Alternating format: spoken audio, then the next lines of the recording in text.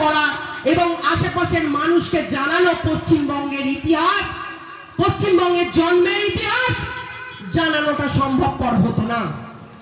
বিল্লাপুরের মতো জায়গা, মেটিয়াবুরুজের মতো জায়গা, পার্ক সার্কাসের মতো জায়গা, রাজাবাজারের মতো জায়গা অসামাজিক জিহাদিদের যেন মনে হচ্ছিল পৈতৃক সম্পত্তি, তারা যেন জন্ম থেকেই সেই সম্পত্তির অধিকারী।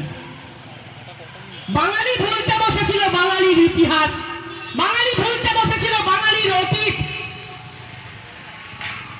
আজকে জামাই ষষ্ঠীটাও হয়তো সম্ভব হতো না যদি এই পশ্চিমবঙ্গের মাটি আমরা না পেতাম।